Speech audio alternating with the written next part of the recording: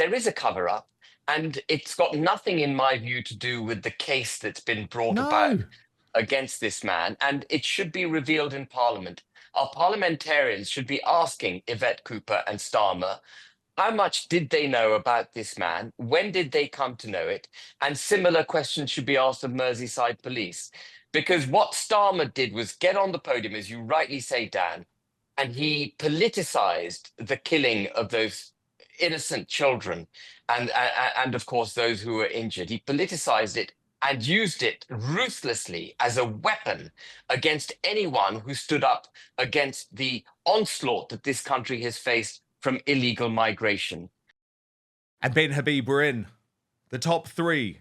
Who are the top three Union Jackasses of 2024 as chosen by outspoken viewers? Let's get the number three. Oh, yeah, that's the viewers, by the way, in the Dan Wootton Outspoken Club on X. Absolutely great community. Please do join up.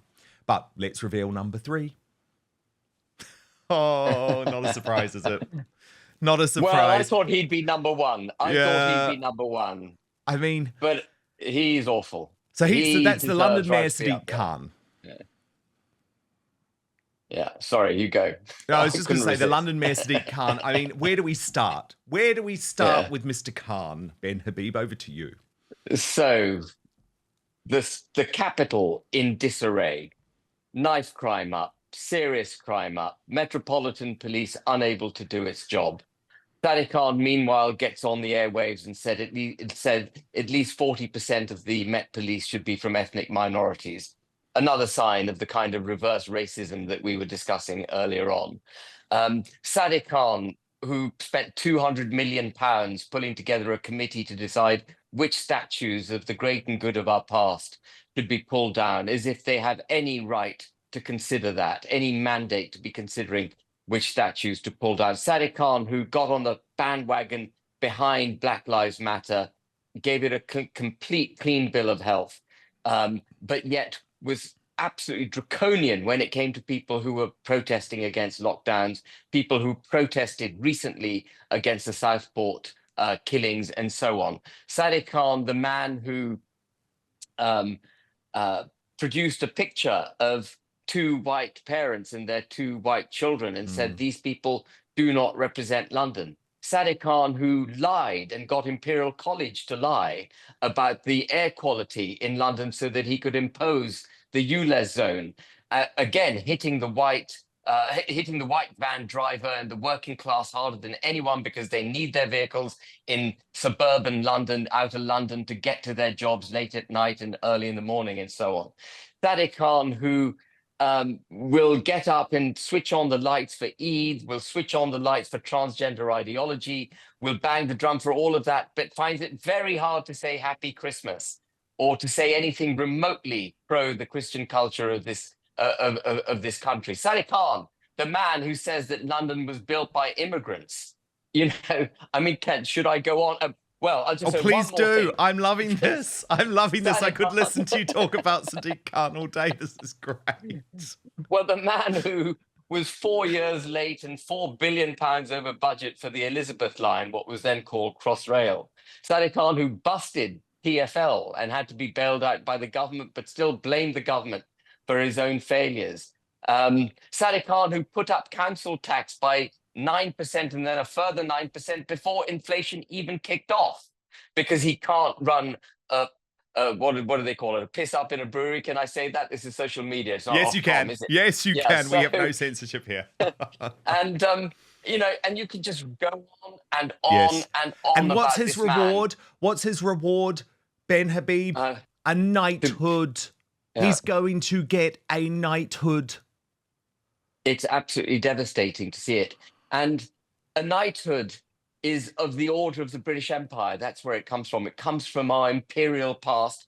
It's a nod to our imperial past. It takes its lead and its context from where we came from. And this man holds our imperial past in contempt. Everything he claims to hate.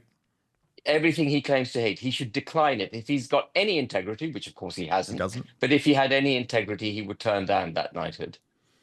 Oh, goodness. That was worth Sadiq Khan making the list just to hear Ben Habib absolutely eviscerating him. I love that. Okay, number 2. This is the runner-up for the biggest Union Jackass of 2024 as chosen by outspoken viewers. I'm excited. Oh God. Well, he was my number 1. I have to be honest, because I unveiled my list earlier this year, Ben Habib, of the 50 worst people in the United Kingdom. I will be updating it next year.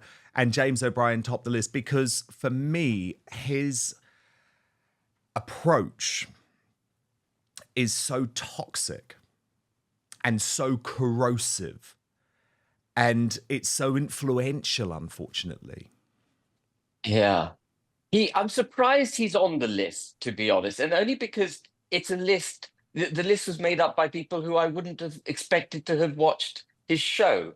I mean, think I you switch see him it off now. You can't escape it. I mean, I don't listen to it, but you see the clips on social on media, social media and see yeah. how horrible he is.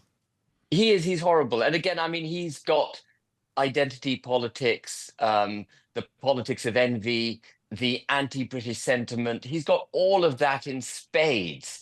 And, again, he's got this, his manner is of one who absolutely owns the moral high ground. And anyone who disagrees with him is clearly fundamentally wrong. And he's just an appalling human being. Appalling. If anyone ever asked me on his show, I will not go. I would love to debate him, but moderated by someone with a slightly less bent attitude. Yeah, I know. And of course, he has disdain for his listeners.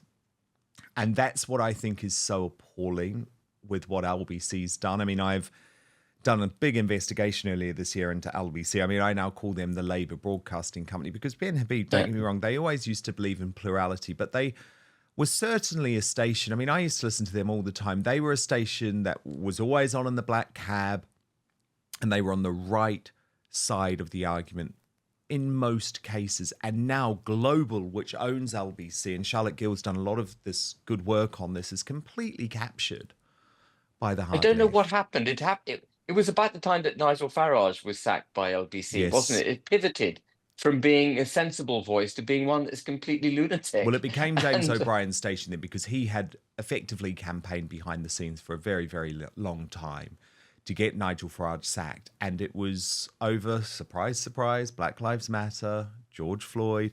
And who was proven right on Black Lives Matter? Actually, Nigel Farage. Absolutely. Okay, well, we're there. We're there. Number 1. But first, with the holidays creeping up faster than your aunt's fruitcake recipe. In fact, there's only one day to go. I've got something way better to share with you. If you want to look sharp for your festive gatherings in the new year, maybe finally win the Best Groomed at the Family Dinner Award, check out the latest masterpiece from Manscaped, the Chairman Pro Electric Foil Shaver. Trust me, it's like Rudolph for your face, guiding you to a smooth, irritation-free shave. So let's dive into the goods. The Chairman Pro is armed with not 1, but 2 interchangeable skin-safe blade heads. Think of them as your grooming superheroes. The skin-safe 4-blade foil for when you want that baby bottom smooth, and the skin-safe stubble trimmer for when you want to keep some stubble but clean it up a bit. Both keep you looking sharp while minimizing razor burn and irritation, because nobody wants to show up to the holiday party looking like they lost a fight with a Christmas tree. But wait, there's more. The Chairman Pro has Flex Adjust technology, which is basically like the holiday miracle of shaving.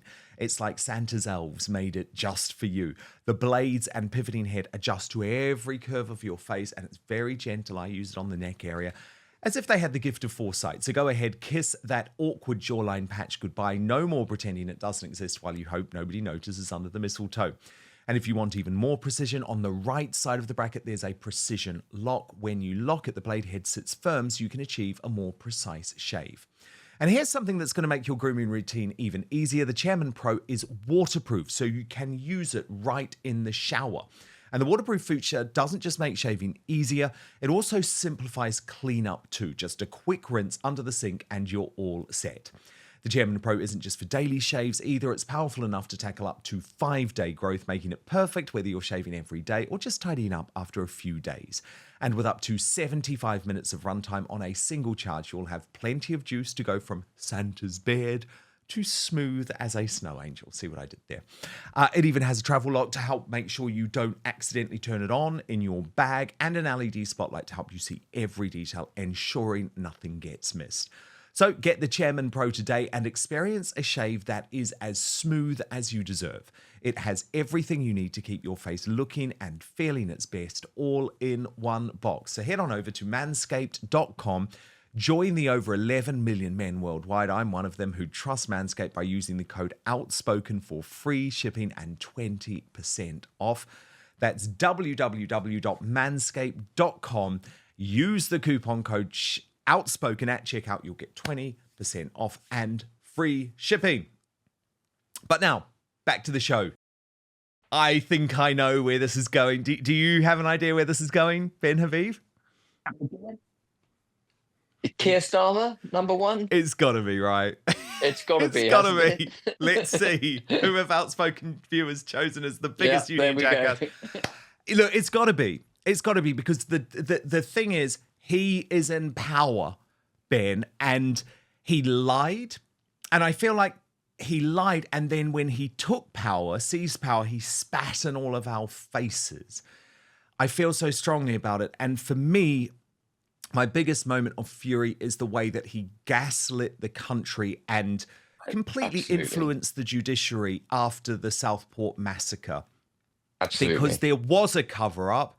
He knew it, but he wanted to terrify us all into silence before we discovered what he already knew about Axel Ruder-Kobana. And of course, we can't even talk the full truth about this situation now, Ben Habib. We can't. I mean, parliamentarians can, even though Hoyle said that they shouldn't discuss it because of fear of sub judice.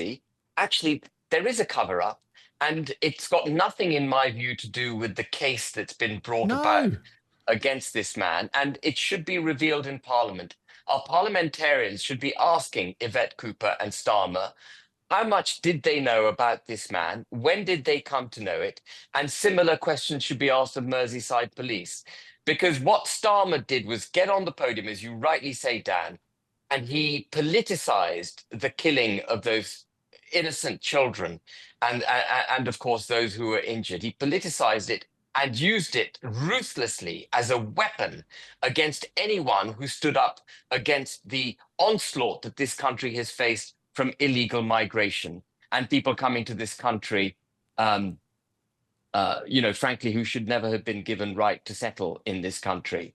And he basically, as you say, hijacked the criminal justice system, and he delegitimized legitimate concerns of the British people. And he described this guy as Welsh. Now, this chap may have a British passport. He does not look and feel like the conceptual Welshman, who looks and feels and is categorized in a completely different way in our minds. So when you say, well, he's a Welshman, he ain't Welsh. He may have a British passport, he ain't Welsh. And that itself was also a lie by the Prime Minister. Oh, yeah, and he was Christian, wasn't he? He was Christian. Yeah. But just we were saying told. Allahu Akbar, yeah, apparently. Yeah. Well, exactly. And also, he has now been charged with the production of ricin and with possessing an Al-Qaeda manual. Tommy Robinson from prison has reported that he is attending mosque at Belmarsh. And as you say, shame on the politicians. I mean, the only two politicians who have really gone there in Parliament on this have been Robert Jenrick and Richard Tice, to a lesser extent. Nigel Farage has obviously been really good on this issue as well. But they were all terrified by Lindsay Hoyle. And as you say, this was not an issue of contempt of court. Asking the Prime Minister and the Home Secretary what they knew when, which every single MSM journalist should be hounding them on every single day. Well, not one has asked. Not one has asked. Absolutely. And I think it shows the whole corruption of the system. Innocent people have gone to jail on the back of what Starmer did. And one individual, Peter Lynch, hanged himself in jail because he couldn't take it. And that is so awful, and there isn't even a peep out of any of the normal areas where you would expect an inquiry to at least be demanded on what happened to Peter Lynch. How is it that a man who did nothing violent could be charged with violent crimes, who was obviously, in my view, badly advised by his lawyers to plead guilty, was sentenced to 2 years, 8 months in jail, and then was found hanging? This man was literally hung out to dry by the British Yeah. criminal justice system. Well, we And have Starmer political has prisoners. blood on his hands. Yes, he does. He does. We have political prisoners now in the UK. There's some of them.